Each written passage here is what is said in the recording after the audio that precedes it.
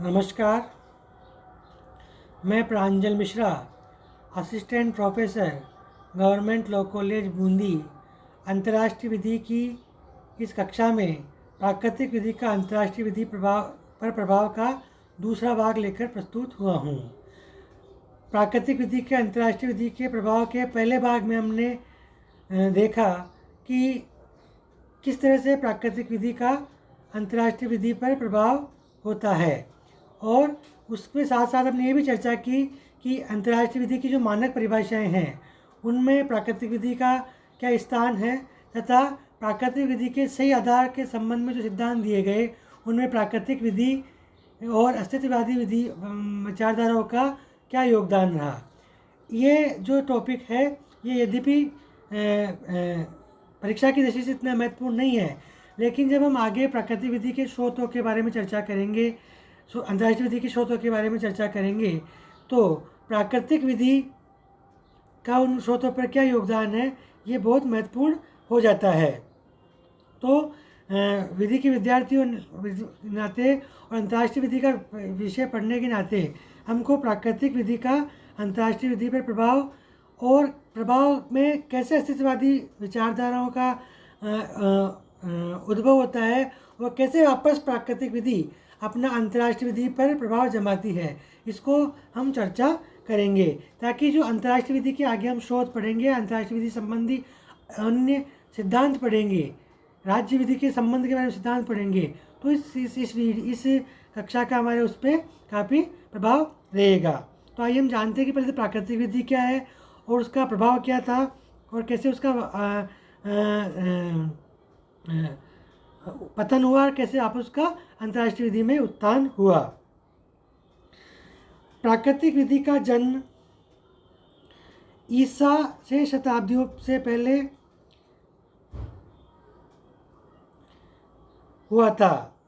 शायद किसी और सिद्धांत के विकास में इतना समय नहीं लगा जितना कि प्राकृतिक विधि के सिद्धांत के विकास में समय लगा। इसके साथ ही ये स्मरणीय है कि जितने महान विचारक ने इस सिद्धांत के संबंध में अपना योगदान दिया उतना शायद किसी और सिद्धांत के विकास में नहीं दिया।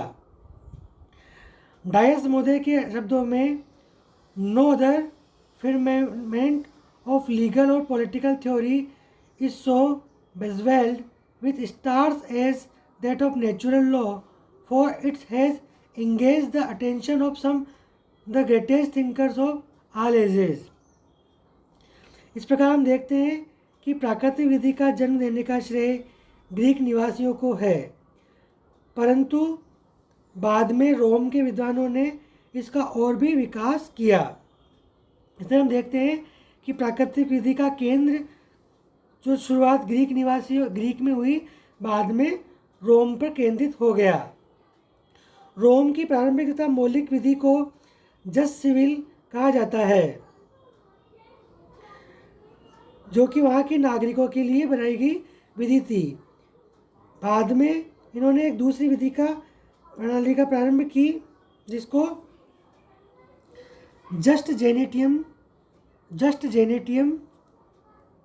के नाम से जाना जाता है। जस्ट जेनेटियम नाम इसलिए दिया गया कि ऐसा विश्वास किया जाता था कि जस्ट जेनियम उन सभी लोगों पर लागू होने वाली विधि थी जिन्हें रोम का संबंध था। रोम के गणतंत्र युग में जस्ट जेनेटियम विधि को जस्ट नेचुरल या प्राकृतिक विधि के विकास द्वारा पुनः शक्ति प्रदान की गई। प्राकृतिक विधि से रोम लोगों का अर्थ उन सिद्धांतों से था जो मानव के आचरण को नियंत्रित करते हैं, क्योंकि उनका आधार मनुष्य की भौतिक तथा सामाजिक प्रकृति से है। प्रोफेसर ब्रायली के मौलिक शब्दों में जस्ट नेचुरल या प्राकृतिक विधि का अर्थ है the sum of those principles which ought to control human conduct because founded in the very natural of man as रेस्टर और सोशल बीइंग। यानी कि प्राकृतिक विधि जो कि मानव के सामाजिक व्यवहार को, आचरण को नियंत्रित करती है, जो कि मानव के सामाजिक प्राणी होने के नाते उस पर प्रभाव डालते हैं। इस प्रकार जब हम देखते हैं कि प्राकृतिक विधि का ईसा पूर्व तक शताब्दियों में बहुत बोलबाला था, लेकिन 28वीं तथा 19वीं शताब्दियों में अस्तित्ववादियों का अधिक महत्व रहा। अस्तित्ववादियों ने अपने मत का आधार राज्यों के वास्तविक व्यवहार को बनाया। यह समय प्राकृतिक विधि की अवनति का समय था। अस्तित्ववादियों ने विधि के उद्देश्य में निहित होने से इनकार किया तथा उन्होंने यह मत प्रस्तुत किया कि यदि उचित विधायी सत्ता या प्रभुसत्ता वाले शासक द्वारा विधि का निर्माण किया जाए तो उसको मानने के लिए बाध्य होंगे, चाहे विधि अनुचित ही क्यों न हो। उन्होंने इसलिए इस विधि का नाम वास्तविक विधि रखा, अर्थात विधि जो वास्तविक विधि है उस प्रकार वास्तविक विधि ही है। इस प्रकार अस्तित्ववादियों के मत में प्राकृतिक विधि और वास्तविक विधि के संघर्ष में वास्तविक विधि मान्य होगी। 20वीं शताब्दी में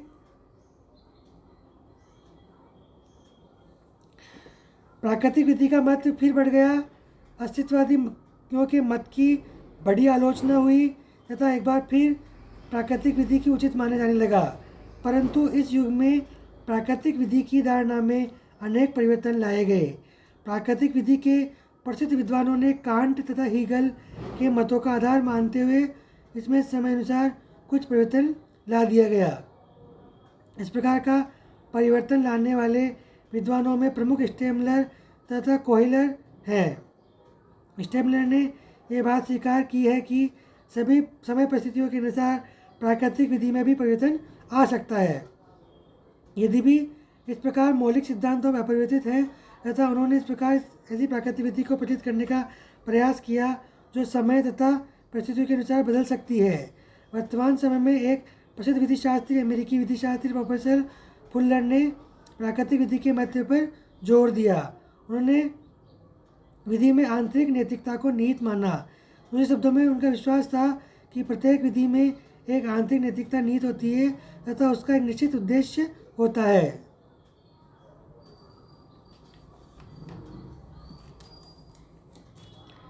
पुराने विचारकों के मत की प्राकृतिक विधि अपरिवर्तित है तथा हर युग और हर समय में अवश्य ही बनी रहती है, तो उसमें कुछ संशोधन किया गया।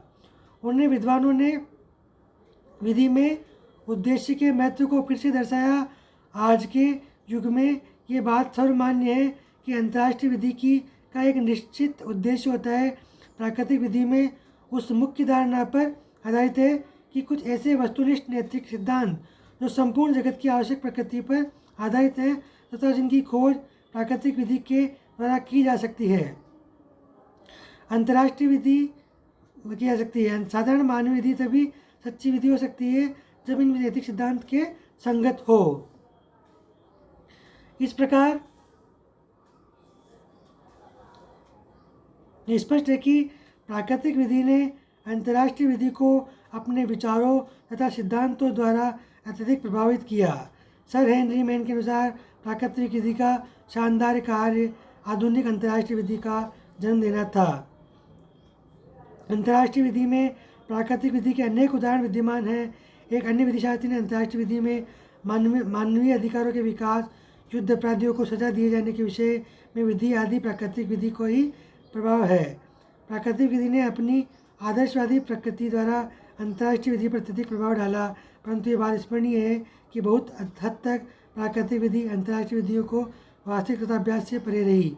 ये प्राकृतिक विधि का मुख्य दोष है। प्राकृतिक विधि के पतन का मुख्य कारण यही है। इस प्रकार हम देखते हैं कि अंतर्राष्ट्रीय विधि पर प्राकृतिक विधि का महत्वपूर्ण प्रभाव पड़ा और प्राकृतिक विधि ने अंतर्राष्ट्रीय विधि को बहुत से ऐसे नियमों पर प्रभावित किया जो कि अंतर्राष्ट्रीय समुदाय और अंतर्राष्ट्रीय राज्यों के बीच में एक योजक कड़ी का कार्य करते हैं।